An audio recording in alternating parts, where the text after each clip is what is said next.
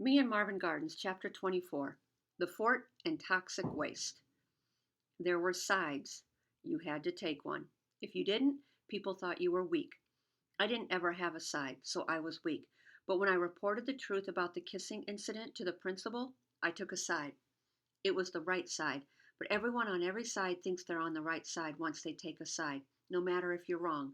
It's hard not to be loyal to the side you picked. I know this sounds weird, but I'd rather be loyal to myself than to a bunch of guys who made fun of my old sneakers. Maybe I didn't mind being alone. Maybe I didn't care about having friends until I found one who was as loyal to me as I was to myself. Marvin was an animal and not a human being. He was loyal to everyone, including Tommy, not just me. Maybe Tommy needed him 2 days ago as much as I did. Maybe Tommy didn't want to kiss Annie Bell on the bus, but something else made him do it. The whole thing made me want to cry, and crying wasn't allowed. Marvin went toward the river, clicking and talking to whoever he knew down there. I stayed by the creek facing the woods. The woods were quiet because the boys were at baseball practice. I realized baseball practice meant I could go into the woods and not get caught. The new kids have been bragging that they'd made a fort there since spring started. I found it. It wasn't a very good fort. It didn't have a roof or anything. They'd just dragged logs into a square and then stacked up other logs so they had walls that came up to my knees. It didn't even have a doorway. I had to climb over the logs to get into the fort. Inside the fort there was an old styrofoam cooler, the kind people used at summer picnics or as a place to store bait if they were going fishing in the river. The cooler held a 2-liter bottle of birch beer, a slingshot, a catalog that had pictures of ladies in underwear, and a bag of assorted candy. I walked out of the fort and back to my old favorite tree. In a patch of mostly fir trees, there were a few deciduous trees, and my favorite was the maple, because in the fall I could see it turn colors from our upstairs bathroom window. When I got to the maple, I saw a pile of something over near where the creek passed by the woods, so I went to it. It was a pile of trash. Plastic trash.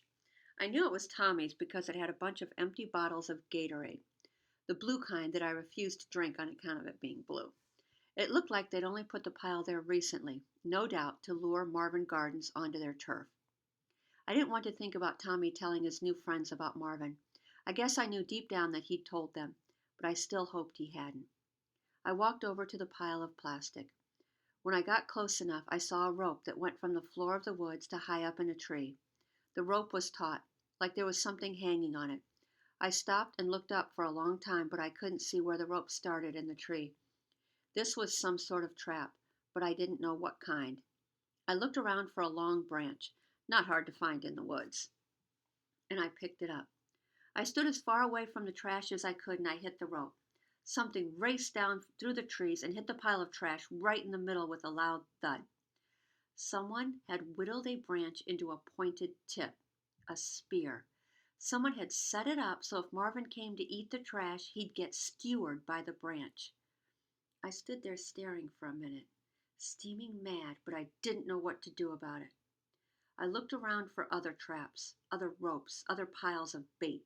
All I found was a sort of old-style rabbit trap, a big milk crate balanced on a stick with a plastic bottle placed under it.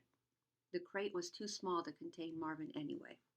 I left it untouched and walked out of the woods, feeling a million times more angry than I'd been in a long time. Even during the sucker punch, I hadn't felt angry. I'd felt embarrassed. Even when I found Tommy with Marvin at the creek, I'd felt conflicted, not angry. Now my brain thought of 100 things I could do to trap those boys the way they wanted to trap Marvin. I went back to the fort and opened the cooler. I emptied the birch beer onto the ground and hoped a million ants would come to drink it.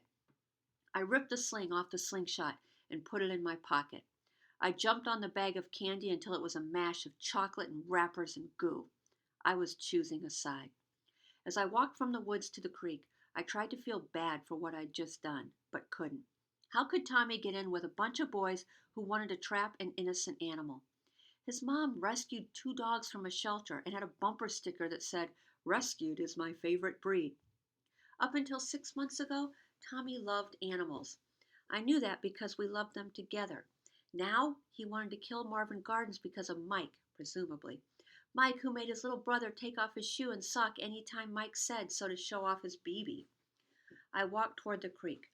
I threw the rubber sling from the slingshot as far as I could toward the train tracks. I noticed hollowed out pits in the high grass between the woods and the creek. They were about 6 inches deep and a foot or more wide, and the grass around the pits was dead almost a whole foot away from the pit. And there was that smell. When I looked closely, I could see what caused it. It was Marvin's scat. It ate away at the ground and ate away the life around it.